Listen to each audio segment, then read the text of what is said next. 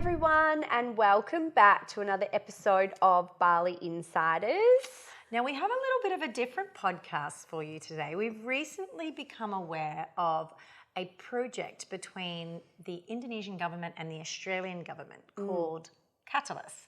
And it's really interesting how they're supporting businesses or business ideas between the two countries. And as people who live in Indonesia and are from Australia, we found it really interesting. Absolutely fascinating and surprising in some ways too that it hasn't been done before. Yeah. So we thought if we found it interesting, you'd find it interesting too. So we have Holly, who is from Katalis, which is the bilateral project between Indonesia and Australia, to basically, in layman's terms, explain to us. To increase trade between the two countries. Yes. Yeah. So she's going to. So that was my layman's terms. Yeah. But Holly's going to explain more about what they do, what sort of businesses they're working with, and maybe if you have the next big idea, how you can get the support of Katalis as well. Hi, Holly, and welcome to our podcast. Thank you so much. I know it's your first time on podcast, but we're really happy to have you here. I mean, I learnt about the Katalis project about 6 months ago, and as an Australian living in Indonesia, I found it so interesting that this project's going on between the two countries. And when I told Em about it, we thought it would be so good if you could come on here and tell us more about what Katalis is, who it supports, how it works, and you being an integral member of the Katalis team, we thought who better to have on the podcast to give us some more information. So thank you for joining us. Yep. Well, thank you so much for having me. I'm delighted to be here and have this opportunity to talk about Katalis. Katalis is a project that is really intended to boost trade and investment between Indonesia and Australia.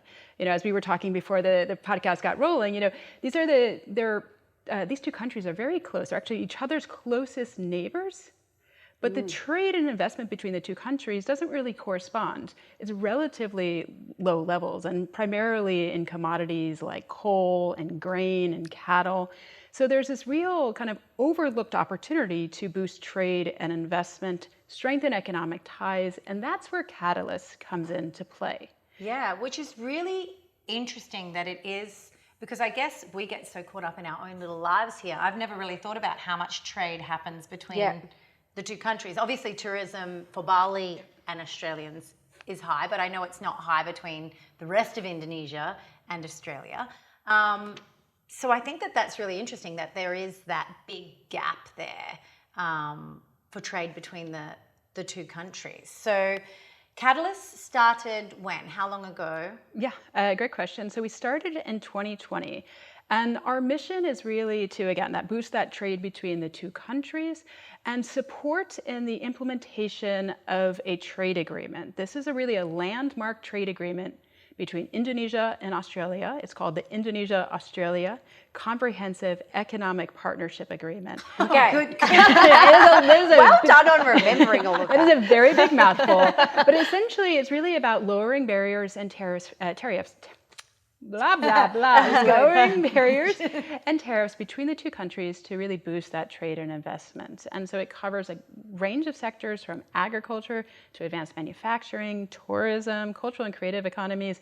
Really, it's quite expansive in its scope. And again, it's really about supporting that trade. And Katalis comes in and we work with businesses to help them identify opportunities to boost that trade. So we look for business partnerships that really can lead to mutually beneficial arrangements between Australia and Indonesia. Yeah. So it's not a private company, it's a project, isn't it? Owned by both governments. Yeah, so we're accountable, that's a great question. We're accountable to both the government of Indonesia and Australia, and we are funded with 40 million Australian dollars to support the implementation of this trade agreement and really identify some exciting business partnerships that would help galvanize and spur that trade. And so our work is to go out and scan both Australia and Indonesia to find these business opportunities. Also, sometimes business opportunities come to us, but to really identify them and support them to help them come to fruition. Yeah. So you go out and you look, and or people come to you, and then if you spot an opportunity that you think, yeah, this is something that we could use that part of that 40 million Australian dollars to support, because we believe that it's going to help with the trade in whichever sector. What does that process look like? Because we know if it's government backed, it's not just going to be you going, yeah, this is a great idea, we're going to support we don't start writing checks immediately. Very keen observation about how government programs can work. Essentially, we have established 7 criteria that we use to identify and evaluate business opportunities. I won't go into detail on all of them. On our website, which is IA-CEPA, IA-CEPA Katalis, Katalis. I can still we will put it in the show notes. Perfect. .org. You'll see a lot more detail on the criteria, but a few I'll mention right now because I think these are the ones that people tend to get stumble upon. The first is, again, it needs to have a mutual benefit for Indonesia and Australia, both in economic terms and even in social terms. So we want to see those positive commercial outcomes and development outcomes. And so here we find that businesses that come together in a joint venture, an Indonesian business and an Australian business working together tend to meet, are ways in which these business ideas can meet that criteria. Another criteria is around co-investment. If you are an entrepreneur who is really passionate about this idea, we want to see people who are willing to put money behind their words. And so we work with businesses that invest alongside us to realize these business ideas. And then the third one, and I'll mention, which is kind of very close to my heart, is all business ideas that make it to this evaluation stage need to produce significant benefits for women or people with disabilities or other excluded groups, because this is a project that seeks both commercial outcomes as well as development outcomes. And as the advisor for gender and inclusion to Katalis, this is something that is really central to every business opportunity that we evaluate and something that we value significantly. Yeah. So they come to you and then you start going through that list of the process. Seven criteria to meet. What happens then? Very good question. It's a lot of discussions because we want to, sometimes no idea comes perfect because again, kind of bringing back to this point around, it's a development program, but it's also a government program. It's all these things. So it is often a lot of conversation. So if you have, businesses that are interested will submit an application on our website talking about how their business idea is going to lead to large-scale transformational change in trade patterns between these two countries. We'll evaluate it, and then we'll contact you and start to talk about, start to flesh out these ideas in more detail. Because we do, at the end of the day, before we actually sign the contract with these businesses, get into a lot of detail. Who's going to do what? When is it going to happen? When is the money going to be invested? Because this is, each partnership that we get involved with, can be valued between 250,000 Australian dollars up to 1.2 million Australian dollars. So these are pretty significant engagements, of our support. Yeah. I do want to just add in one thing because I want to make sure that we're very transparent about how we operate. We do not. Assuming you go through the process and you're successful and you've got this brilliant idea, you're going to change the way, tourism operates in Bali and how you can attract more Australian visitors to Bali and other tourism destinations in Indonesia. We agree. We think this is a fantastic idea. We do not write you a check for 1.2 million Australian dollars. The way that we operate is we will pay for work. So we will help to help you realize your business idea. Yep. And a lot of times, to achieve that business idea, it might be around, you might need to do some market research. You might need to develop some communication campaigns or advertising. And that's where we will come in and maybe pay for that market research or pay for that campaign. Yeah. So we're not writing you a check, but your business won't be putting out of pocket for those types of things. So it's a way for us also, it's a risk mitigation manager as well. Yeah, exactly right. Yeah. So you're coming in and deciding what is it that we can contribute to help you realize that business goal rather than, so it's not a grant. Yes. Yeah. It's not a grant there. And then I guess the most interesting thing is Katalis is a couple of years into its existence. So you already have some of those businesses that you've been working with. So can you tell us along the lines of some of the things that you have supported and invested. Yeah, that was going to be my question. Oh, Who's doing this? Can I do it? Okay. Yeah, I mean, so let me start off in saying, you know, we have about 15 partnerships that we have signed contracts with to date, and we have another 5 to 10 in the pipeline. But I also want to be here and be very clear is that we are actively scanning for more partnerships that will lead to that really large-scale catalytic change. And we're working, as I mentioned, across a range of sectors. In agriculture, we have exciting partnership in cocoa and possibly one developing in coffee. So my vices are being well suited. We're working in advanced manufacturing in really cool spaces like green steel and possibly electric motorcycles and electric vehicles. We also work in tourism, and we work in other sectors around ICT and finance. So Katalis, because the trade agreement is really wide in its scope and the supporting side letters, we really can work in a lot of different sectors. We actually, I would say there's very few sectors that we're not working in. But so we are working across a wide range of sectors. And then while most of our work is really focused on those deals, we also have teams that are doing 2 other really important pieces of work. And I want to just mention those before we get into the examples. So the first one is our market access team. And they're producing some really phenomenal research around what are the trade and investment opportunities between our 2 countries. Because it's not necessarily evident what they might be if you haven't been engaging in trade or investment between these 2 countries. And so that team is really scanning and doing different pieces of research to crystallize the near-term trade and investment opportunities for entrepreneurs and businesses in both countries. And so a piece that I'm really looking forward to that's coming out shortly is around trade and investment opportunities for medical devices and assistive technologies. And one of the reasons why I'm excited about this topic, even though I have, let's say, no background in the health sector, is because the work in assistive technologies, the research, I've seen the preliminary research, and it shows that there's a tremendous unmet need in assistive technologies. And assistive technologies are wheelchairs, glasses, hearing aids. These are things that people with disability need to really function, to be able to be effective members of our society. And there's a substantial unmet need in terms of this, access to affordable assistive technologies in Indonesia. And at the same time, Australia has tremendous capabilities in developing advanced assistive technologies. I mean, Australia is one of the leaders in hearing implant. Cochlear is a leading company. And so there's a lot of capabilities in Australia that if we can find the right types of partnerships, and this is what that research showed. So that team goes out and does the research and says, we see a gap here.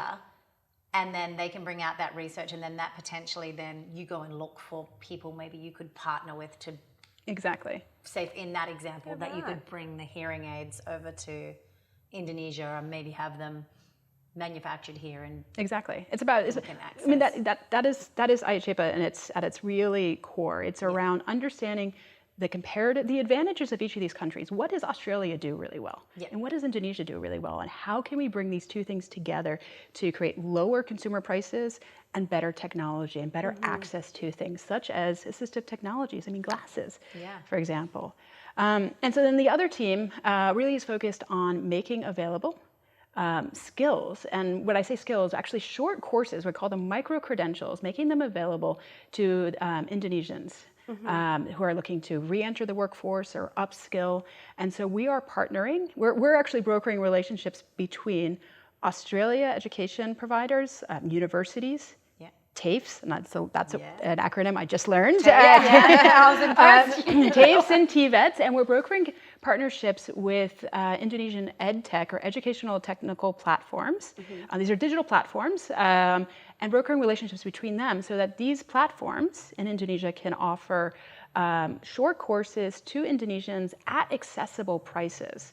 And I think this is really exciting. They're covering both hard and soft skills. And a few of the courses that I've seen that are in the development are around women in leadership in the workplace. And so I think there's some really exciting content that's going to be developed and delivered. And again, this is another example of leveraging Australian capabilities in education and growing demand in Indonesia for these types of skills. And being able to access them without having to go and relocate to Australia. So this is low-cost education available to Indonesians looking to move into a new job, looking to upskill, looking to rejoin the workforce and such. Bali Insiders podcast is proudly sponsored by Lighthouse Studios right here in Bali. This space has been specifically designed for entrepreneurs, podcasters, coaches, and educators of all kinds. You can record podcasts just like ours, as well as masterclasses, social media content, and so much more. They have awesome customizable studios to choose from. And most importantly, they take care of absolutely everything. The cameras, the microphones, the lights, even if you wish, the editing. They make it so easy. And as well as the studios, they have a co-working cafe and some of the best food and coffee on the island of Bali. We highly recommend that you come in for a tour and have a chat about how you can create your own epic video and audio content. You can visit them on Instagram at Lighthouse Studios Bali or jump on their website, wearelight.house. So those are, I get really excited about what we're doing because it's kind of cool. Amazing. It's super interesting, right? I'm not saying much because I actually am just like learning so much. Like you obviously have more of a understanding of what's going on. I'm like, this is incredible. Yeah, well, it's really interesting and to get like the hands-on view of like this is actually happening. Yes. Yeah. I mean, it's fascinating that it hasn't been. Like, it actually really is. Yeah. Yeah. I mean, you really needed this trade agreement to kind of to really showcase the respective capabilities in these two countries and really shine a light on there's real economic and social opportunities for if we bring together and strengthen these ties between these two countries. And I think Katalis is really about playing a small role in that. 40 million Australian dollars on one hand is a lot of money. Yep. But once you start to invest that in partnerships, it's not enough money to cover everything. Yeah. So we hope this is really just the beginning of an enhanced economic cooperation between the two countries. And so I know Katalis from previous conversations initially is a 5-year project. Is that correct? That's correct. Yeah, and then it's going to get assessed at the end of those 5 years for maybe potential to see what it looks like. Exactly. When we're actually we're getting assessed right now too. Oh, right. So fingers crossed. I'm really proud of what we've been able to achieve in the 2.5 years. And the question you asked me, which I kind of sidetracked over here, is really about some of the examples of the types of partnerships that we've been able to facilitate as Katalis. Yeah. And I'll highlight 2, although, as I said, there's about 15 that I could speak to, but I think we have limited time. The first, I think this is a really prime example of the potential of Katalis. So one of the best examples one of many examples, but I'm really proud of this because of its transformative commercial and social outcomes, is a investment we supported. It's actually a joint venture between 2 Australian medical service providers and a West Java construction company, PT Sanusa. So the 3 are coming together, 2 medicals and a construction provider, to get a hold of this 23 hospitals and 650 clinics. Wow. It's amazing in West Java. In West Java. Yeah. Wow. Yeah, and so it's valued about $1 billion. And they broke ground on the first hospital earlier in June of this year. Wow. How cool. Yeah. And so what role did Katalis play in that? Did you put those companies together, or were they already working together and you've come on board to support them? So that's a really good question. So we supported with conducting 2 banking feasibility studies for these greenfield sites that had not had previously hospitals on them. We helped with banking feasibility studies. And by doing this, we were actually providing kind of the tacit support of both the government of Indonesia and the government of Australia in support of this joint venture. And so I think by our work, which is small and intended to be very catalytic, the idea is that we're helping to bring and lower overall risk perceptions about any kind of joint venture. And as I said, they broke ground in June, which is super exciting. I can't wait to see how this evolves over the next 13 years, because we know that increasing access to quality health services is going to result in significant improved health and nutrition outcomes. Really the impact from this we're going to see for decades to come. Yeah. So essentially these are 3 private businesses. Exactly. That have come together on this project, and you guys have seen the value in that project, and then so you've supported them with this feasibility study for the banks. Yes. And of course, then the banks look at, I imagine, if I was the person giving out those multi-million dollars of loans, and you have someone like Katalis supporting you, they go, they have both governments support. Yes. So the risk is a lot lower. Exactly. Right. Exactly. Yeah. That's a really exciting and obviously huge billion-dollar project. Yeah. Billion-dollar project. Which is a great example. And what's an example on a little bit of a smaller scale? That's obviously super exciting, and you can see the benefit there. But I know you have some other. Sure. projects. I think an example on a completely different end of things is working in the agriculture sector. So we've been working with Vipond, which is a woman co-founded chocolate company. Indonesia, and they're trying to showcase all the different varieties of chocolate here, or cocoa here, because really Indonesia has a treasure trove of chocolate. Yeah. Again, as someone who knows from maybe too much experience, but it really, it has phenomenal flavors of cocoa here, and we're working with them to break into the Australian market.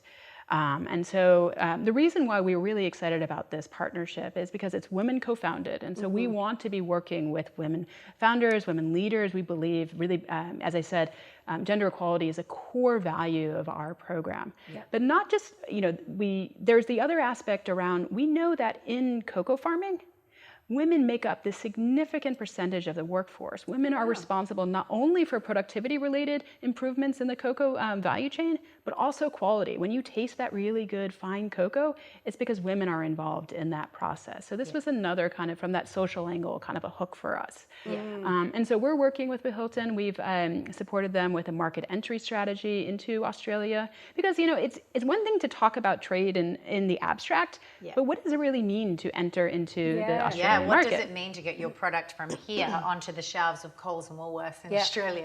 Exactly. And it's, do you want to be in Coles or Woolworth, or do you want to be in a boutique store, or where to start? Do you have pop-up shops? So there's a lot of different ways that you can enter a country, or enter a market, and we were working with them to help kind of lay out different options. If that all took off and they're in Woolies and Coles, they're going to have the infrastructure here too to be able to continue that production at a big scale, Yeah, that's right. You've picked out exactly, that's the point. So when we talk about large-scale catalytic trade, shifts in trade, the deal itself doesn't have to be that large scale, because ultimately, I think this one is compared to the medicines, they're on different scales.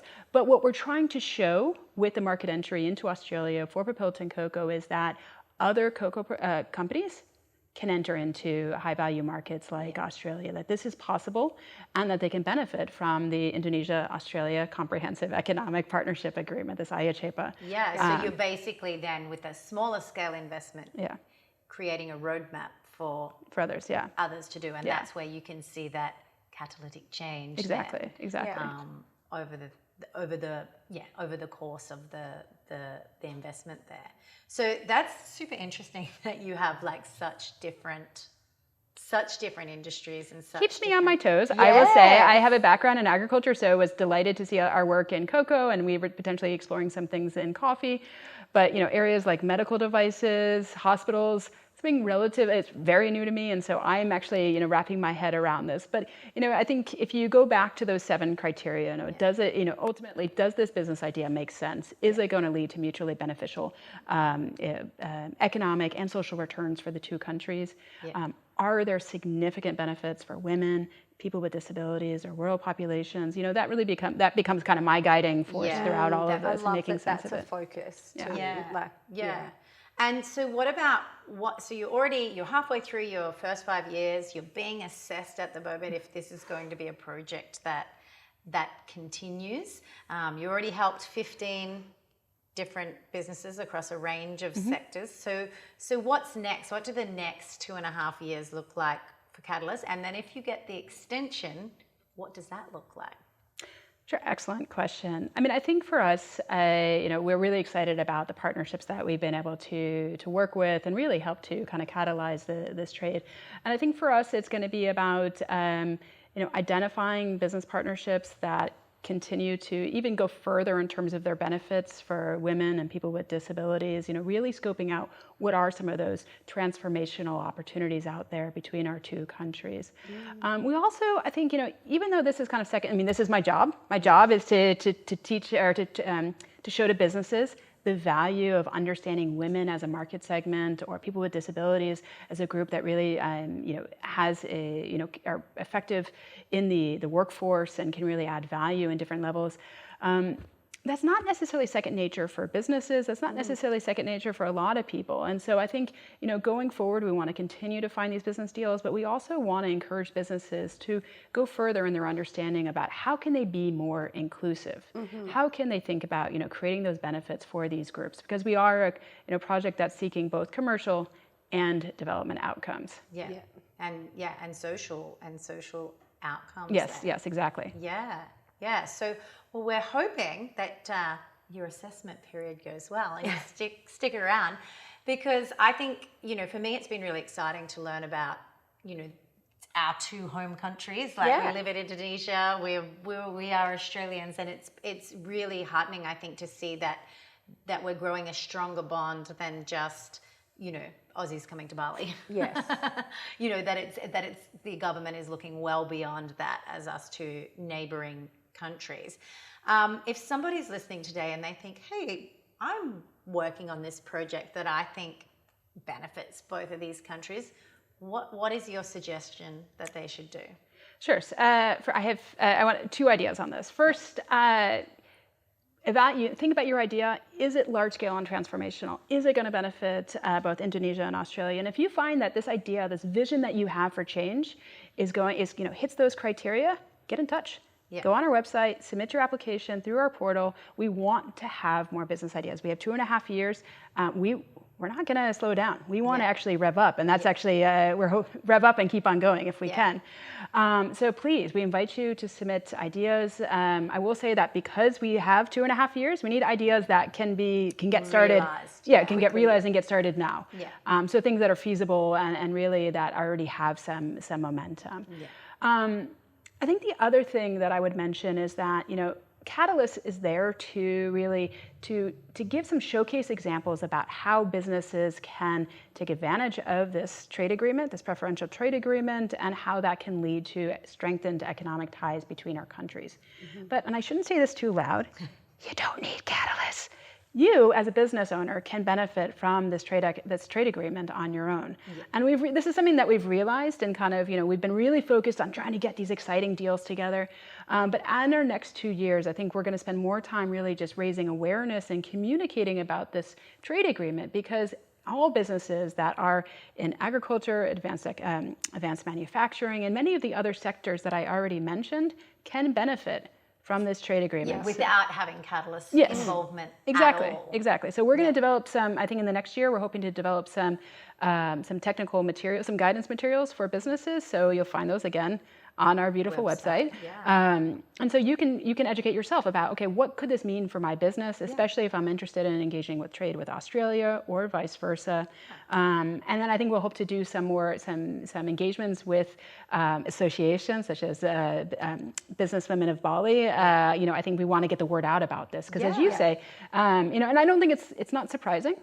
But I think, as you said, there's really still low levels of awareness about this opportunity. I mean, we still get messages on Bali Buddies all the time about people who are like, I want to get clothes manufactured in Bali, or I want to get furniture and I want to bring it over, but I don't know what that means. And I don't know legally what I can and can't do or what taxes I need to pay. Like, I do think that still is a gray area. So it's great to have somewhere, if you've got really concise information on this is what the trade agreement means, this is what you can do, this is even without the monetary support from Katalis, but the information, being able to access that information in black and white, because often the information as business owners in Indonesia, as Australians, is very grey.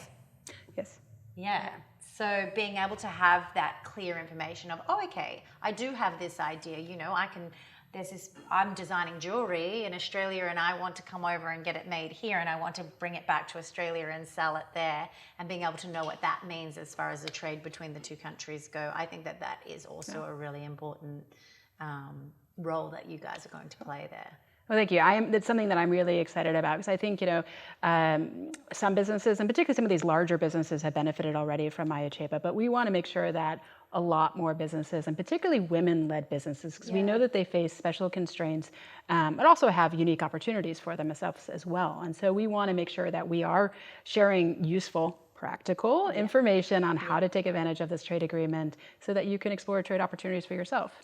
What if people just have questions? Is it helpful to send questions through to your Instagram or your website, and maybe that helps you formulate what kind of education or publication pieces you send Fantastic out? idea, yeah. Yeah. I mean, I think this, as I said, this is something that we hope to develop over the next year, because I think it is really, as we shift to the second stage of our programming, I think it's really about showcasing some of these excellent partnerships that we've been able to develop, but also helping to kind of really get that scale. And that scale comes from crowding in small and medium-sized businesses, because that is the backbone of both the Indonesian and Australian economies. And so I think we'd love to hear from you. We have it all. And we've got a LinkedIn site that's pretty active. We have 4,500 followers on YouTube. I really encourage you all to check us out on YouTube. It features a lot of the events that we're sponsoring. You'll get good information there, but we want to hear from you too. What would be useful? And I think that's a really important tool for you guys, that you have access to these people who maybe have these ideas, maybe not on a big enough scale that they can implement something in the next 2.5 years, but if it's something they're thinking about, I think it's really nice if people send their questions into you, because then you go, we've been asked that 3 times now. That obviously is a gap in information that people can find. And also, so definitely welcome questions and comments from your listeners and from your viewers. I'd also encourage you to look at our research, because that research has identified, for those that are kind of like, I have a kind of some ideas about what could happen in fintech, or what I could do if I'm already in the medical devices space, but I don't really know enough about the Indonesian market to kind of calibrate my business opportunity.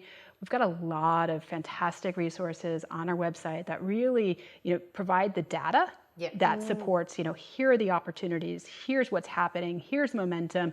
And I think it will give entrepreneurs and business owners real good ideas about, just to kind of help them kind of flesh out some of their ideas. And I mean, access to free market research is like, entrepreneurs, you get on the site and just find the gaps, and then you'll figure out your idea. I couldn't have said it better myself. But really, like, if you really want to be an entrepreneur, get on there. You've already done the research to find the gaps. So get on there and then come up with your idea that fills the gaps, right? Absolutely. That's the entrepreneurial journey, is find a problem and solve it. Exactly. I mean, I think my understanding, that's how Bali Buddies started. Yeah, exactly right. There was not enough just practical information, and then that's what we started giving. So you're right. And especially if you're a young entrepreneur and you're trying to find your next big idea, why not use that market research you've already done between the two countries to find which one does what well, and how that can work in the other country. No, exactly. Well, we obviously love everything that brings our two countries Absolutely. together, and most of our listeners are obviously Australians. So I think it's really insightful, and we really appreciate you coming on, because often these kind of projects are faceless. Yes.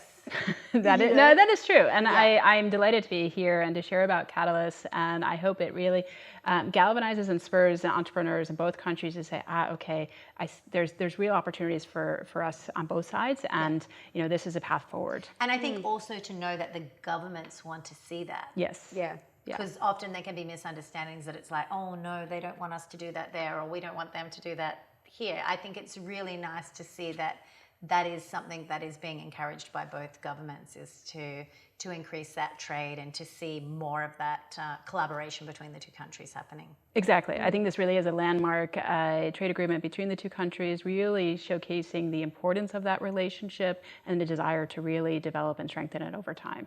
Excellent. Amazing. So interesting. So right? interesting. Yeah. So I think our listeners are going to find that super interesting, and we really appreciate you coming in and dropping in. And I know talking on our level of how it goes, because I know there's a whole nother language when you're speaking within the government. So you've done a really great job of explaining. Thank you. Thanks, Holly. Explaining it to us at our level, Holly. So Well, we I really hope appreciate that, and we really appreciate Katalis giving you the time to come to Bali, because we know you're in Jakarta, to come to Bali and talk to us about it today. So, Yeah. entrepreneurs, Look out. look out. We're waiting to see the next big things between Australia and Indonesia. Yeah, I love that. The next big thing. Yeah. Catalyst. There for support. Yeah. So thank you so much, Holly. Thank you. Thank It's you, a Holly. real pleasure. Thank you both. That was really fascinating and super interesting. Yeah. And I learned so much. Yeah, because I know I've been chatting with Katalis for a little while now, so I had the understanding of what's been going on. But it was interesting to see your reaction, because Yeah. that's how I was when I first heard about the project. Such a great initiative. Yeah, and what a great insight for us to get a face to the name behind one Totally. of these projects happening between the two countries. So I hope it's inspired some of you. If you've got your own idea, or if you're a budding entrepreneur, we do have the link to Katalis in the show notes. So jump on there and have a look if trade between the two countries is of interest to you.